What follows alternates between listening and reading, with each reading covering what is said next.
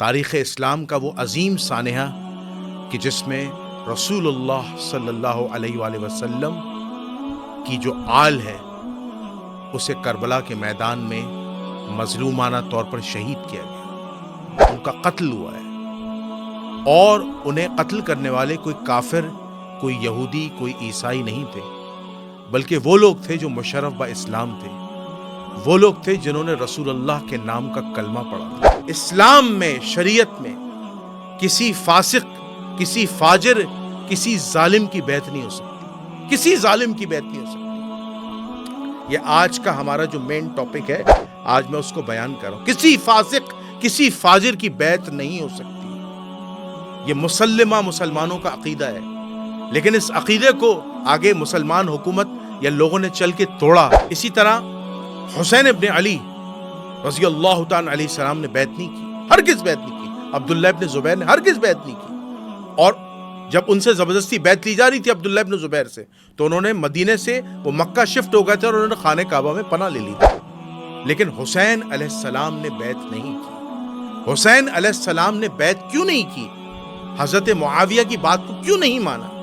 اس کی سب سے بنیادی وجہ یہ تھی کہ میں نے جیسا آپ کو بتایا ابھی پروگرام کے اندر تھوڑی دیر پہلے کہ خلیفہ بننے کی خصوصیات کیا ہے۔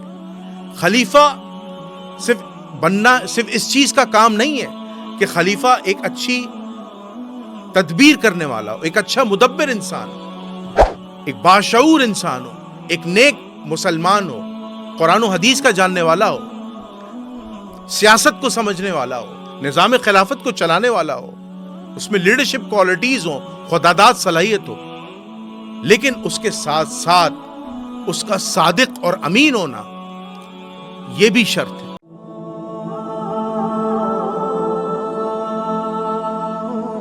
نحمدہ ونصلی ونسلم علی رسولہ الکریم، اما بعد، فاعوذ باللہ من الشیطان الرجیم، بسم اللہ الرحمن الرحیم، اللہم صلی علی محمد وعلی آل محمد ولا حول ولا قوة الا باللہ العلی العظیم۔ ناظرین سامعین، آپ کا میزبان جنید الرحمن حاضر خدمت ہے۔ ناظرین سامعین، جیسا کہ آپ لوگ جانتے ہیں کہ محرم الحرام کا مہینہ جو ہے وہ شروع ہو چکا ہے، اور یہ مہینہ جو ہے وہ ہمیں ایک عظیم سانحے، ایک عظیم واقعے کی یاد دلاتا ہے، اور آپ اس واقعے سے بخوبی واقف ہیں اور آپ جانتے ہیں وہ واقعہ کیا ہے۔ میرا اشارہ جس طرف ہے آپ لوگ سمجھ گئے ہوں گے، میں بات کر رہا ہوں واقعہ کربلا کی۔ تاریخ اسلام کا وہ عظیم سانحہ کہ جس میں رسول اللہ صلی اللہ علیہ وآلہ وسلم کی جو آل ہے اسے کربلا کے میدان میں مظلومانہ طور پر شہید کیا گیا، ان کا قتل ہوا ہے، اور انہیں قتل کرنے والے کوئی کافر، کوئی یہودی، کوئی عیسائی نہیں تھے، بلکہ وہ لوگ تھے جو مشرف با اسلام تھے، وہ لوگ تھے جنہوں نے رسول اللہ کے نام کا کلمہ پڑھا تھا، اور اس کے بعد وہ باغی ہو گئے، وہ مرتد ہو گئے، اور انہوں نے رسول اللہ صلی اللہ علیہ وآلہ وسلم کے سامنے ان کے کلمہ گو ہوتے ہوئے انہوں نے ان کی آل کے سامنے سے آنکھیں پھیر لیں، اور وہ ایسے منافق ہو گئے، ایسے ظالم ہو گئے، ایسے جابر ہو گئے کہ انہوں نے رسول اللہ صلی اللہ علیہ وآلہ وسلم کی جو آل ہے اس پر رحم نہیں کھایا۔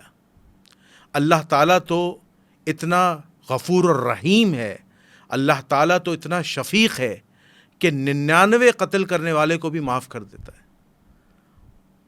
اللہ تعالیٰ تو فرماتا ہے کہ تم پہاڑ سے بھی بڑھ کر جو ہے وہ گناہ کر کے آ جاؤ، میں معاف کرنے والا ہوں، لیکن ان بدبختوں نے، ان ظالموں نے، مجھے شرم آ رہی ہے انہیں مسلمان کہتے ہوئے کہ جنہوں نے آل رسول پر رحم نہیں کیا، اور ان کی دردناک شہادت ہوئی ہے۔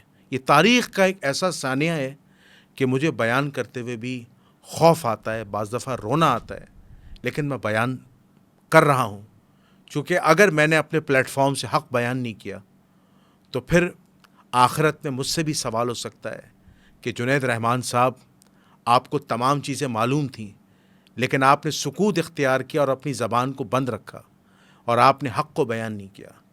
لیکن آج میں اپنے چینل سے حق بیان کر رہا ہوں، تو انشاءاللہ مجھے اللہ کی ذات سے امید ہے کہ کل قیامت کے دن مجھے حضور علیہ الصلاۃ والسلام اور اس کی آل کی شفاعت نصیب ہوگی، آمین۔ تو جیسا کہ ناظرین آپ جانتے ہیں کہ میں اس وقت جو آپ کے سامنے تذکرہ کر رہا ہوں وہ شہادت امام حسین علیہ السلام کے حوالے سے تذکرہ کر رہا ہوں، اور میں یہاں پہ جس موضوع پر بات کروں گا، کیونکہ آپ لوگ واقع کربلا سے امام حسین علیہ السلام کی شہادت سے واقفیت رکھتے ہیں، اور سینکڑوں نہیں، ہزاروں نہیں، لاکھوں علماء اور کتابوں میں آپ نے واقع کربلا کو تفصیل کے ساتھ پڑھا ہے، تفصیل کے ساتھ سمجھا ہوا ہے، اور آپ کے بھی آنسو نہیں تھمتے، ہمارے آنسو بھی نہیں تھمتے، اور ہم اسی طرح محرم الحرام کا مہینہ آتا ہے، ہم روتے ہیں، ہم واقع کربلا کے درد کو محسوس کرتے ہیں۔ اور میں اس معاملے میں جب سے میں پیدا ہوا ہوں، میری عمر اس وقت 40 سال ہو گئی ہے، میں جب سے پیدا ہوا ہوں، آپ یقین جانیں میں نے واقع کربلا کی جو یاد تازہ ہوتے ہوئے جو دیکھی ہے، اور اس میں جو کریڈٹ ہے میں اپنے شیعان علی بھائی کو دوں گا کہ وہ ہر سال اسی طرح محرم الحرام میں جلوس نکالتے ہیں، تعزیے نکالتے ہیں، اور محفل سجاتے ہیں، اور باقاعدہ طور پر مجالس میں غم حسین کو ڈسکس کرتے ہیں، غم حسین کا ذکر کرتے ہیں، گریہ کرتے ہیں، روتے ہیں، اپنی رانوں کو پیٹتے ہیں، اپنے چہروں کو پیٹتے ہیں، زنجیر زنی کا ماتم کرتے ہیں، اور وہ امام حسین علیہ السلام کے غم کی یاد جو ہے وہ تازہ کرتے ہیں کہ کس طرح امام حسین علیہ السلام اور ان کی آل کو جو ہے وہ کربلا کے میدان میں ان کی مظلومانہ شہادت ہوئی، کس طرح دردناک طریقے سے امام حسین، ان کے بھائی، ان کے ساتھی اور 72 جانشانوں کا قتل ہوا ہے۔ اور یہ وہ تاریخ کا بڑا سانحہ ہے کہ اگر رسول اللہ کی دعا نہ ہوتی کہ اے اللہ میری امت کو قیامت تک زندہ رکھنا، اسے ہلاک نہ کرنا، تو اسی وقت، اسی لمحے قیامت آ جاتی، بجلیاں کوند جاتی، ہوا جو ہے وہ اتنی تیز چلتی کہ ان مکاروں، ان عیاروں، ان منافقین کو اڑا دیتی، اور زمین پھٹ جاتی، آسمان نکل جاتا۔ کہ جب امام حسین علیہ السلام کی شہادت ہوئی تھی تو بی بی سیدہ زینب سلام اللہ علیہا نے آسمان پر اپنے ہاتھ سے اپنی آواز کو بلند کیا تھا، دعا کی تھی اور پکارا تھا، وا محمدا یا محمدا، یا محمدا یا محمدا، بناتوں کا سبایا و ذریت مقتلا تصفی علیک الریا، ھذا حسین بالعراء مزمل الدماء مقطع العطا، و محمدا یا محمدا، بناتوں کا سبایا و ذریت مقتلا تصفی علیک الریا۔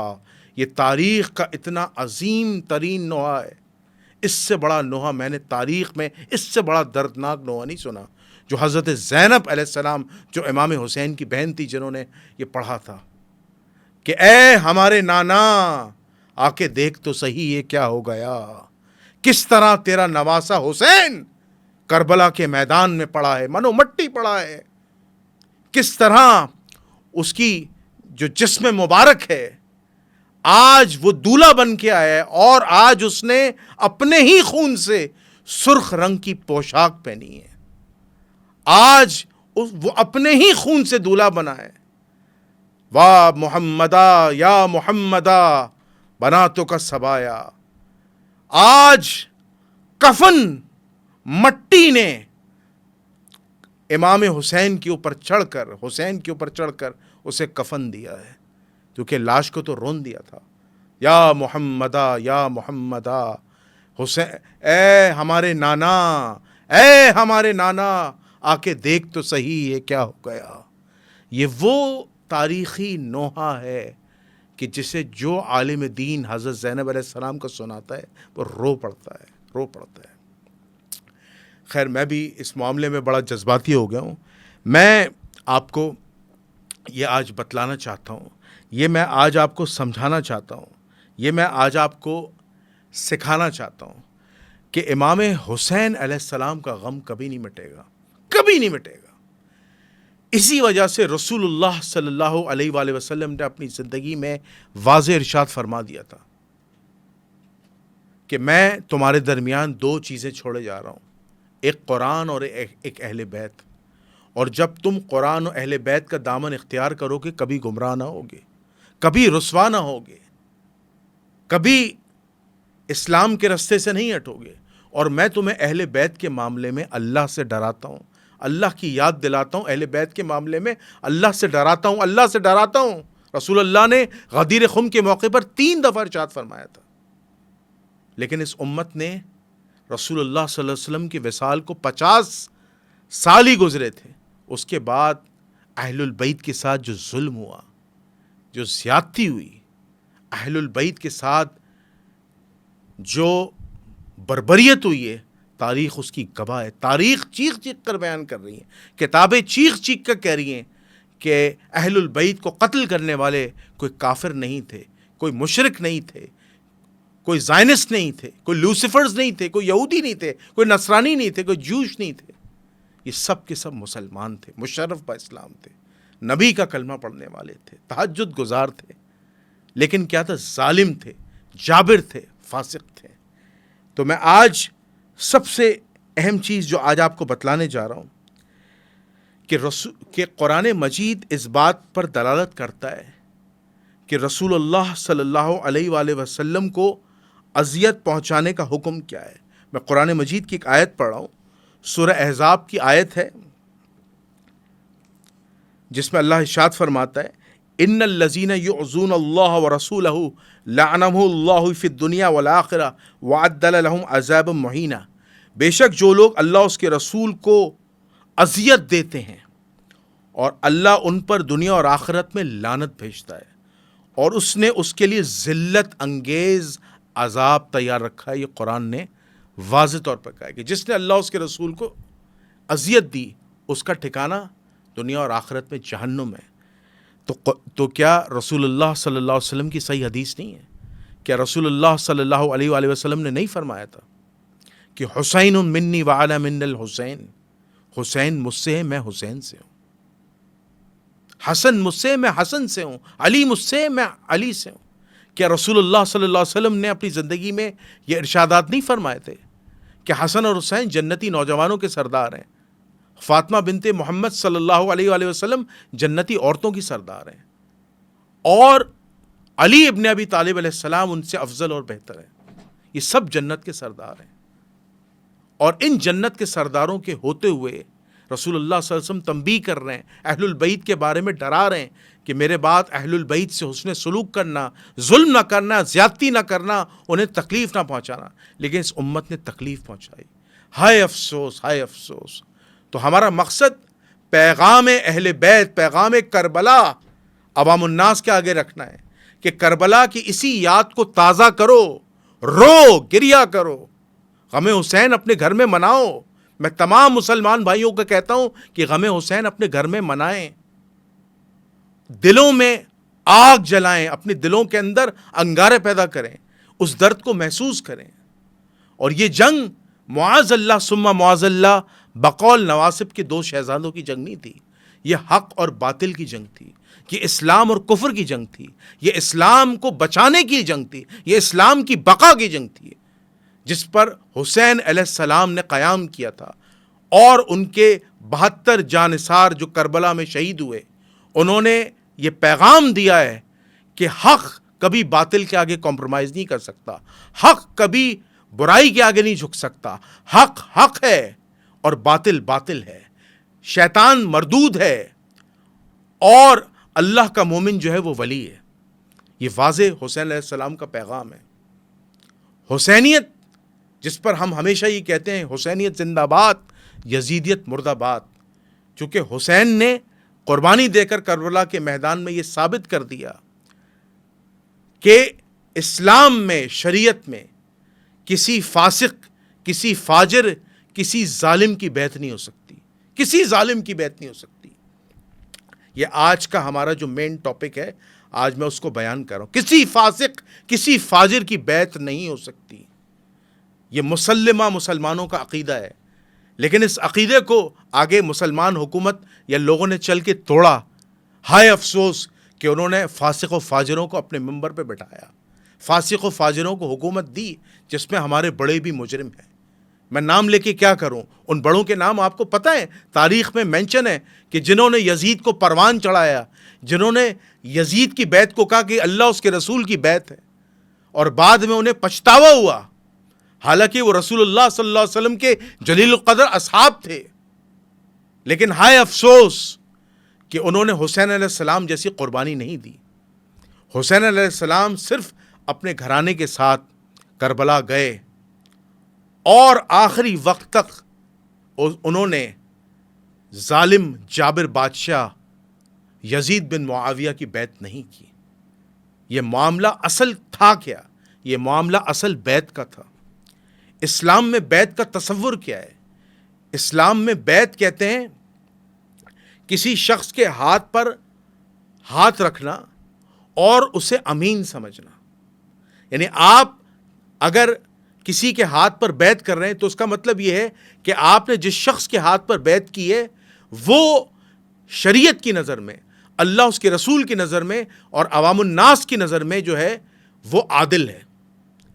یعنی جس کی بیعت کی جا رہی ہے، جو وقت کا خلیفہ ہے، اس کا عادل ہونا، اس شخص کا عادل ہونا، اس شخص کا صادق ہونا، اس شخص کا امین ہونا بہت ضروری ہے. اگر وہ شخص صادق اور امین نہیں ہے وہ خلیفہ بننے کے لائق نہیں ہے. اسی وجہ سے مکتبہ تشیع 1446 سالوں سے یہی چیختے آ رہے ہیں کہ خلافت منصوص من اللہ ہے. خلیفہ اللہ بناتا ہے. جیسے دیگر انبیاؤں کو 1,24,000 پیغمبروں کو اللہ نے خلیفہ بنایا، تو اللہ کا جو فیصلہ ہے وہ 100% درست ہے، اور جو انسانوں کا فیصلہ ہے وہ باطل ہے، کیونکہ انسان کے فیصلوں میں کمزوریاں پائی جاتی ہیں. انسان کے فیصلوں کے اندر جو ہے وہ عقل کی کمی پائی جاتی ہے، فہم کی کمی پائی جاتی ہے. انسان غلطی کا شکار ہو سکتا ہے، لیکن خدا کا جو فیصلہ ہے وہ اٹل ہے. خدا کا فیصلہ جو ہے وہ برحق ہے. خدا کا فیصلہ کبھی غلط نہیں ہو سکتا. اسی وجہ سے شیعان علی اہل سنت والجماعت سے جو اختلاف رکھتے ہیں کہ خلافت منصوص من اللہ ہے، اور اہل سنت والجماعت کا عقیدہ کیا ہے کہ خلیفہ مسلمانوں کی مشاورت سے بنتا ہے. تو بے شک مسلمانوں کی مشاورت سے حضرت ابو بکر، عمر، عثمان، علی اور حسن تک یہ معاملہ چلتا رہا، لیکن اس کے بعد خلافت ملوکیت میں بدل گئی. چونکہ رسول اللہ صلی اللہ علیہ وسلم کی صحیح حدیث ہے، مولا سفینہ رضی اللہ تعالیٰ سے روایت ہے کہ میرے بعد خلافت 30 سال رہے گی، اور اس کے بعد کاٹ کھانے والی ملوکیت ہوگی، ظالم بادشاہت ہوگی. اور وہی ہوا کہ جب خلافت راشدہ کا اختتام ہوا اور حضرت حسن رضی اللہ تعالیٰ نے جناب معاویہ بن ابو سفیان سے صلح کی، جو صلح حسن کے نام سے مشہور ہے، اس کے بعد کیا ہوا؟ ملوکیت آ گئی، بادشاہت آ گئی. حضرت معاویہ خود فرماتے ہیں البدایہ والنہایہ کی روایت کے مطابق میں بادشاہ ہوں، میں خلیفہ راشد نہیں ہوں. تو ملوکیت کا آغاز حضرت معاویہ سے شروع ہو گیا تھا، اور حضرت معاویہ نے اپنے دور خلافت کے اندر یزید کی بیعت لینا شروع کر دی تھی، اور اس بیعت پر اکتفا ہو گیا تھا تمام لوگوں کا، سوائے عبداللہ بن عمر، عبد الرحمن بن ابی بکر، عبداللہ ابن عباس، حسین ابن علی اور عبداللہ ابن زبیر.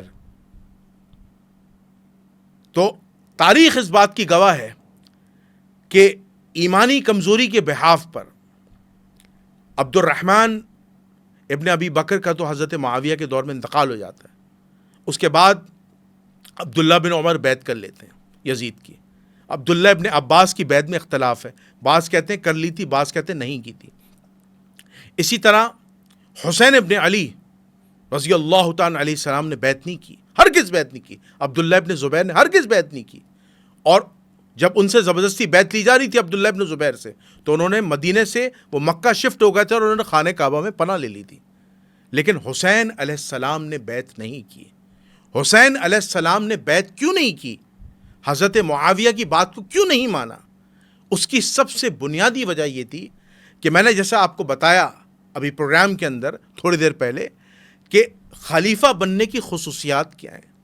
خلیفہ صرف بننا صرف اس چیز کا کام نہیں ہے کہ خلیفہ ایک اچھی تدبیر کرنے والا ہو، ایک اچھا مدبر انسان ہو، ایک باشعور انسان ہو، ایک نیک مسلمان ہو، قرآن و حدیث کا جاننے والا ہو. سیاست کو سمجھنے والا ہو، نظام خلافت کو چلانے والا ہو، اس میں لیڈرشپ کوالٹیز ہوں، خداداد صلاحیت ہو، لیکن اس کے ساتھ ساتھ اس کا صادق اور امین ہونا یہ بھی شرط ہے. اور بقول اہل تشیعوں کے کہ اس کی اپوائنٹمنٹ اللہ کی طرف سے ہو، اور بقول اہل سنت کے کہ اس کی جو اپوائنٹمنٹ ہے وہ اللہ کے نیک بندوں نے کی ہو، یعنی مشارفت سے ہوئی ہو. لیکن خلیفہ کے لیے یہ واضح شرط ہے جس پہ اہل سنت اہل تشیع دونوں کا اکتفا ہے. حالانکہ خلافت منصوص من اللہ کے معنی میں دونوں کا اختلاف ہے، لیکن اس بات پہ اکتفا ہے کہ خلیفہ کا عادل ہونا بہت ضروری ہے.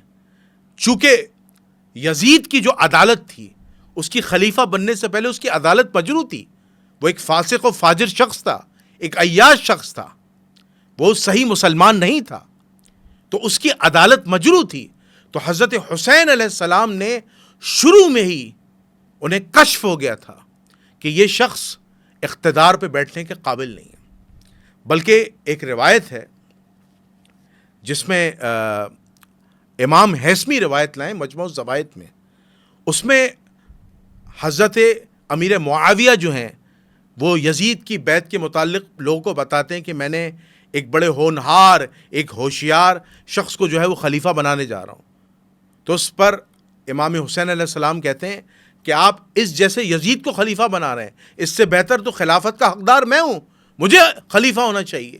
تو اس پر حضرت معاویہ حسین ابن علی کو طعن کرتے ہیں کہ میں نے تم سے زیادہ عقل مند اور تم سے زیادہ بہادر اور شجاع شخص کو جو ہے وہ خلیفہ بنائے، معاذ اللہ ثم معاذ اللہ. تو وہاں حضرت معاویہ طعن کرتے ہیں امام حسین کو. یہ پوری روایت موجود ہے. یعنی حضرت معاویہ اس بات پر اٹل تھے کہ انہوں نے جو یزید کو خلیفہ بنایا وہ بالکل صحیح ہے، جبکہ تاریخ اس بات کی شاہد ہے، گواہ ہے کہ حضرت معاویہ نے اس معاملے میں زیادتی کی. حضرت معاویہ نے ایک فاسق و فاجر شخص کو خلیفہ بنا کے خلافت راشدہ کی جو آخری امید تھی اسے توڑ دیا اور ملوکیت کو آگے چل کر زمانے کے لیے اسٹیبلش کر دیا. یعنی ملوکیت کو اسٹیبلش کرنے والے حضرت معاویہ تھے. اسی وجہ سے اس معاملے میں ان کو خطا پر کہا جاتا ہے، ان کو غلطی پہ کہا جاتا ہے کہ حضرت معاویہ کا یہ فیصلہ قرآن و سنت کے خلاف تھا. یہاں میں آپ کو جو چیزیں بتانے جا رہا ہوں وہ مسئلہ بیعت کا ہے. دیکھیں آج کے دور میں بھی ہم مسلمانوں کی، ہم پاکستانیوں کی اور دنیا جہاں کے لوگوں کی کو میں یہ بات میسج کنوے کرنا چاہتا ہوں کہ آپ جس شخص کو بھی ووٹ دیں، چاہے وہ دنیاوی لیڈر ہو، مذہبی لیڈر ہو، سب سے پہلے اس کی ذاتی زندگی دیکھیں کہ آیا وہ سچا ہے جھوٹا ہے، آیا وہ صادق اور امین ہے، آیا اس نے کبھی زندگی میں کوئی کرپشن تو نہیں کی ہے، کوئی جھوٹ تو نہیں بولا ہے، کوئی قتل و غارت گلی تو نہیں کی ہے، کوئی ظلم تو نہیں کیا ہے، کوئی جبر تو نہیں کیا ہے. کیا وہ مسلمانوں کے لیے، پاکستانیوں کے لیے یا ملک چلانے کے لیے وہ اہل ہے شخص؟ کیا وہ اتنا تدبر رکھتا ہے کہ وہ ملکی نظام کو چلا سکے، خلافت کو چلا سکے؟ یہ آج کے مسلمانوں کی، آج کے پاکستانیوں کی اور دنیا جہاں کے سٹیزنز کی ذمہ داری ہے کہ وہ اپنے حاکم میں وقت میں ہونیسٹی، کریڈیبلٹی تلاش کریں. تو جو خلافت ہے وہ کریڈیبلٹی مانگتی ہے. خلافت جو ہے وہ کریڈیبلٹی مانگتی ہے، ہونیسٹی مانگتی ہے، پرفیکشن مانگتی ہے، تدبر مانگتی ہے، تقوی مانگتی ہے.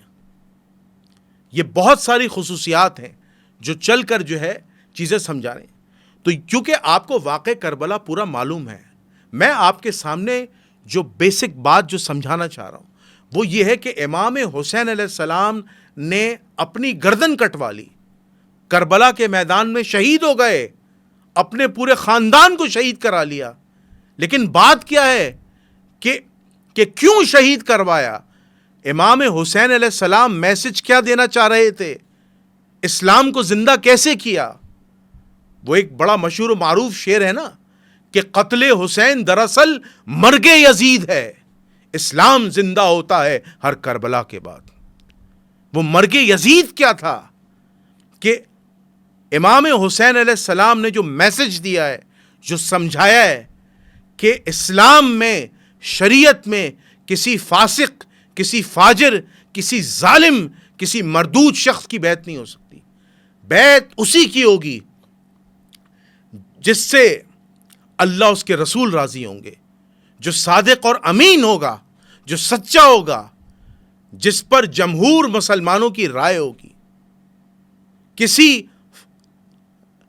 بے ایمان، کسی جھوٹے، کسی فاسق فاجر، کسی نااہل شخص کو خلافت نہیں ملے گی۔ اور یہی ہوا کہ یزید نے اپنے دور خلافت میں صرف سیاہ کارنامے کیے ہیں۔ سب سے بڑا سیاہ کارنامہ امام حسین علیہ السلام اور ان کے گھرانے کی شہادت۔ دوسرا سیاہ کارنامہ، مدینے کے اندر 3 دن کے لیے حلال کر دیا مدینے کو، اور اپنے گورنرز کو کہہ دیا کہ جاؤ مدینے میں جو کرنا ہے کرو۔ میں واقعہ حرہ کی بات کر رہا ہوں۔ 3 دن تک واقعہ حرہ میں بیان کیا جاتا ہے، 63 ہجری کا واقعہ ہے کہ 3 دن تک رسول اللہ صلی اللہ علیہ وسلم کی قبر مبارک کو گھوڑے کا استبل بنا دیا تھا۔ وہاں گھوڑے اور خچر پیشاب کرتے تھے۔ یہ توہین رسالت ہوئی ہے۔ 3 دن تک مسجد نبوی میں نماز نہیں پڑھائی گئی۔ سعید ابن مسیب ایک بہت بڑے تابعی، وہ کہتے ہیں کہ ہمیں نماز کا وقت پتہ نہیں چلتا تھا، لیکن اللہ کا کرنا دیکھیں کہ مجھے غیبی طور پر رسول اللہ صلی اللہ علیہ وآلہ وسلم کی قبر مبارک سے آواز آتی تھی اذان کی، تو مجھے نماز کا وقت پتہ چلتا تھا کہ اب نماز کا ادا کرنی ہے، چونکہ یزید کی فوجیں آ چکی تھیں اور میں پھنس گیا تھا، میں باہر نہیں جا سکتا تھا مدینے سے، مسجد نبوی سے۔ کتنے ہزار اصحاب کا قتل ہوا ہے، صحابیات کا گینگ ریپ ہوا ہے، بہت معذرت کے ساتھ۔ اتنی دردناک، میں آپ کو واقعہ سنا رہا ہوں، آپ تصور بھی نہیں کر سکتے کہ جو واقعہ حرہ میں یزید کی ظالم فوج نے، یزید کے آرڈرز پہ حلال ہو گیا تھا، یزید نے فتویٰ دے دیا تھا جو چاہے مدینے والوں کے ساتھ کرو، چونکہ مدینے والوں نے یزید کی بیعت توڑ دی تھی، اور اس تحریک کو عبداللہ ابن زبیر رضی اللہ تعالیٰ نے چلایا۔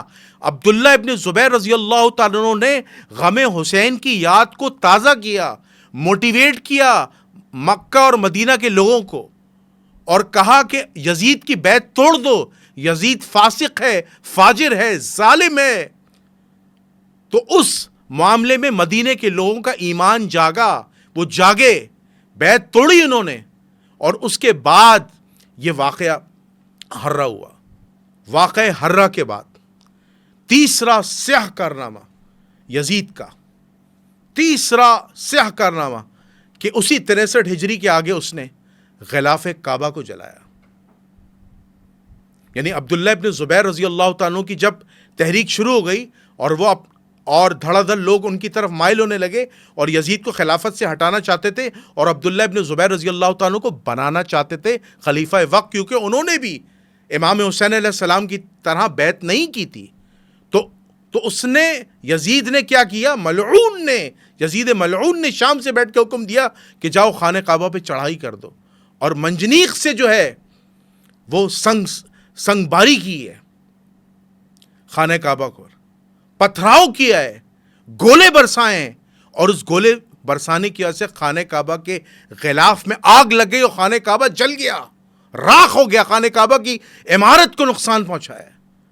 تو اللہ نے وہ عذاب نازل کیا اس یزید لعین پر کہ جب یہ خانہ کعبہ کے جلنے کا واقعہ ہو رہا تھا، اسی دوران یزید کو جو ہے ایک بیماری لاحق ہوتی ہے، ایک کینسر کی بیماری لاحق ہوتی ہے، اور وہ واصل جہنم ہو جاتا ہے۔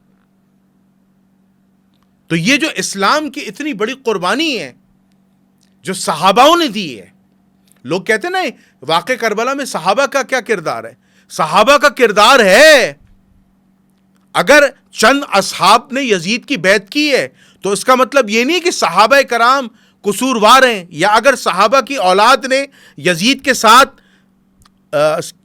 دیا ہے اور اہل البیت کا ساتھ نہیں دیا تو ان کے قصور کی وجہ سے، ان کی غلطی کی وجہ سے پوری صحابیت پر طعن کیا جائے۔ یہ ظلم ہے، یہ زیادتی ہے۔ باقاعدہ طور پر یہ صحابیات جو واقع حرہ ہے، جو یزید کے خلاف اٹھے تھے، یہ بھی صحابی تھے جنہوں نے اپنی جانوں کے نذرانے دیے۔ تو امام حسین علیہ السلام کا درد صحابہ کو تھا، اور باحالت مجبوری جن اصحاب نے ساتھ نہیں دیا تو ان میں بہت سے ایسے اصحاب مجبور تھے جن کے قتل کا ڈر تھا، انہیں مار دیا جاتا، اور کچھ نے بحالت مجبوری اصحاب نے بیعت کی ہے. یہ پوائنٹ سمجھنا چاہیے. ایسے نہیں ہے کہ آپ لوگ جذباتی ہو جائیں اور صحابہ کو گالیاں دینا شروع کر دیں. واقعے کو سمجھیں، ٹھنڈے دماغ سے سمجھیں کہ صحابہ بھی مجبور تھے. بہت سے صحابہ مجبور تھے کہ باقاعدہ حضرت ام سلمہ رضی اللہ تعالیٰ عنہ جابر بن عبداللہ رضی اللہ تعالیٰ عنہ کو کہتی ہیں کہ اپنی جان بچاؤ. جان بچاؤ گے تو آگے کچھ کر سکتے ہو، تحریک چلا سکتے ہو، مخالفت کر سکتے ہو، اور جاؤ یزید کی بیعت کرو، نہ وہ مار دے گا. تلواروں کی زور پر بیعت ہوئی ہے یزید کی. اگر ہم اور آپ بھی اس دور میں ہوتے تو ہم بھی تلوار کے آگے یزید کی بیعت کر لیتے. اچھوں کا ایمان کمزور ہوا ہے. لیکن 100 باتوں کی ایک بات، حسین بننا آسان نہیں ہے. ہر آدمی حسین نہیں بن سکتا. حسین بننے کے لیے ایمان چٹان سے بھی زیادہ مضبوط ہونا چاہیے، پہاڑ سے بھی زیادہ مضبوط ہونا چاہیے، فولاد سے بھی زیادہ مضبوط ہونا چاہیے. میں ہمیشہ یہ بات کہتا ہوں کہ حسین جیسا ایمان، آل رسول جیسا ایمان کسی کا نہیں ہے. تاریخ اس بات کی گواہ ہے. حسین علیہ السلام نے جو کربلا کے میدان میں مثال قائم کر دی ہے وہ یہی کر دی ہے کہ حق باطل کے آگے کبھی کمپرومائز نہیں کر سکتا. حق ہمیشہ رہے گا، حق ہمیشہ زندہ رہے گا، حق کی مثال زندہ رہے گی. آپ ظاہری طور پر تو کہیں گے، فزیکلی طور پہ تو آپ یہ کہیں گے کہ یزید جنگ جیت گیا، معاذ اللہ. حسین علیہ السلام ان کے جو ساتھی تھے وہ تو جنگ ہار گئے کیونکہ ان کا سب کا قتل ہو گیا تھا اور ان کی جسم مبارک کو روندا گیا، مستورات کے ساتھ توہین کی گئی. یزید کے دربار کے اندر امام حسین علیہ السلام کا سر مبارک لے جایا گیا، عبید اللہ ابن زیاد کے سامنے بھی لے جایا گیا کوفے میں، اور یزید کے سامنے شام میں لے جایا گیا سر مبارک، اور اس پہ چھڑی ماری جاتی ہے، توہین کی جاتی ہے. تو اس وقت صحابی رسول 2 ہوتے ہیں. ایک روایت کے مطابق انس ابن مالک ہوتے ہیں اور ایک روایت کے مطابق بریدہ اسلمی ہوتے ہیں، اور روتے ہوئے تڑپتے ہوئے کہتے ہیں، ہائے ظالم چھڑی ہٹا لے، ہائے ظالم چھڑی ہٹا لے. میں نے اس خوبصورت اور نورانی چہرے پر رسول اللہ صلی اللہ علیہ وآلہ وسلم کے ہونٹوں کو لپکتے ہوئے دیکھا ہے، پیار کرتے ہوئے دیکھا ہے. ہائے ظالم چھڑی ہٹا لے. کیونکہ حسین علیہ السلام نے اس جنگ میں خضاب لگایا ہوتا ہے، تو وہ جو آپ کا سر مبارک ہوتا ہے اس سے خضاب نیچے گر رہا ہوتا ہے، تو پتہ چلتا ہے کہ آپ نے خضاب لگایا ہے. اور ان کا چہرہ 14ویں کے چاند کی طرح روشن ہوتا ہے کٹنے کے بعد بھی. اس پر یزید لعین چھڑی مارتا ہے. لیکن صحابہ روکتے ہیں، ہائے یزید نہ کر، ہائے عبید اللہ ابن زیاد نہ کر. میں نے رسول اللہ صلی اللہ علیہ وسلم کو ان ہونٹوں پر، حسین کے ہونٹوں پر لپکتے ہوئے دیکھا ہے، پیار کرتے ہوئے دیکھا ہے. تو حسین علیہ السلام کا پیغام کیا ہے؟ حسین علیہ السلام کہنا کیا چاہتے تھے؟ کہ شریعت میں، اسلام میں کسی فاسق، کسی فاجر کی بیعت نہیں ہو سکتی. تو آپ مسلمانوں کے لیے، ہم سب مسلمانوں کے لیے یہ سبق ہے کہ ہم نے کسی فاسق، کسی فاجر، کسی ظالم کے خلاف جو ہے ہمیشہ آواز اٹھانی ہے، اس کی بیعت نہیں کرنی.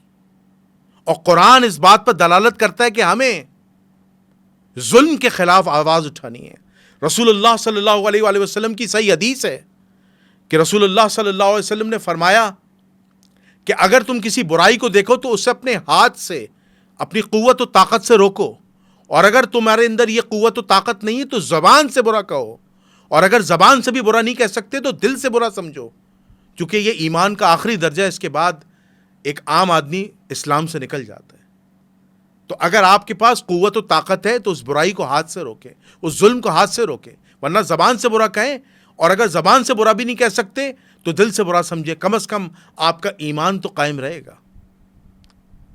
تو شریعت کے اندر اور دنیاوی معاملات کے اندر جو بیعت کا معاملہ ہے وہ بڑا اہم ہے کہ آپ کس شخص کو اپنا سربراہ بنا رہے ہیں، کس شخص کو اپنا سردار بنا رہے ہیں، اپنے وزیر اعظم بنا رہے ہیں، کیا اس کی عدالت ثابت ہے؟ اگر وہ اللہ اس کے رسول کی عدالت میں یا عوام کی عدالت میں ایک فاسق ہے، ایک جابر ہے، ایک ظالم شخص ہے اور اس کی عدالت فارغ ہے، تو آپ ایسے بے ایمان شخص کو اپنا خلیفہ، اپنا وزیر اعظم، اپنا صدر، اپنا حاکم نہیں بنا سکتے۔ یہ حسین علیہ السلام کا پیغام ہے کہ خدا را کسی فاسق، کسی فاجر، کسی ظالم کی بیعت نہ کرنا، اور جنہوں نے کیے اور آج تک کر رہے ہیں، دیکھ لیں پھر پورا دنیا کا نظام بگڑ جاتا ہے۔ اس نظام میں مہنگائی ہوتی ہے، اس نظام میں ظلم ہوتا ہے، اس نظام میں زناکاری ہوتی ہے، بدکاری ہوتی ہے، سود خوری ہوتی ہے، اور اس نظام میں غریب مر رہا ہوتا ہے، امیر ترین ہوتا ہے، اور جو مڈل کلاس طبقہ ہے وہ بالکل غائب ہوتا ہے۔ آج کے دور میں بھی آپ دیکھ لیں، یزیدی لوگ بیٹھے ہوئے ہیں جن کی وجہ سے مہنگائی ہے، جن کی وجہ سے سود خوری ہے، جن کی وجہ سے غریب تر ہوتا جا رہا ہے، امیر تر ہوتا جا رہا ہے، مڈل کلاس کا کچھ نہیں پتا۔ حسین علیہ السلام کا یہی پیغام ہے کہ ظالم کے خلاف خروج کرو، ظالم کے خلاف آگے بڑھو۔ اب یہاں لوگ ایک سوال اٹھاتے ہیں کہ حسین نے تو جنگ نہیں کی۔ بے شک حسین علیہ السلام جنگ کے لیے نہیں گئے تھے، لیکن حسین علیہ السلام جس موقف پر ڈٹے ہوئے تھے اور ان کی شہادت ہوئی تھی، وہ اصل چیز ہے کہ کسی فاسق، کسی فاجر، کسی ظالم، کسی بے ایمان کی بیعت نہیں ہو سکتی۔ میں ایسے بے ایمان کی بیعت نہیں کر سکتا۔ بیعت اس کی ہوگی جس کی عدالت اللہ اس کے رسول صلی اللہ علیہ وسلم کے ہاں ثابت ہے، اور جسے لوگ صادق اور امین سمجھتے ہیں۔ تو آپ نے بھی ایسے شخص کو اپنا خلیفہ بنانا ہے، ایسے شخص کو اپنا حاکم بنانا ہے جس کی عدالت ثابت ہو اور جو ہمارے اور آپ کی نظر میں صادق اور امین ہو۔ تو میں اس پروگرام کو اینڈ کرتا ہوں اس دعا کے ساتھ کہ اللہ تعالی ہمیں نبی کریم صلی اللہ علیہ وآلہ وسلم، ان کے برحق صحابہ اور اہل البیت کی سنتوں کو زندہ کرنے والا بنائے۔ کل قیامت کے دن حضور علیہ الصلاۃ والسلام کے ہاتھوں سے حوض کوثر سے پانی نصیب فرمائے اور بغیر حساب کتاب کی جنت الفردوس میں داخلہ نصیب فرمائے۔ آپ کا میزبان جنید الرحمن کو اجازت دیجیے، انشاءاللہ ایک نئی تحقیق کے ساتھ دوبارہ حاضر ہوں گے۔ اس وقت تک کے لیے السلام علیکم ورحمۃ اللہ وبرکاتہ۔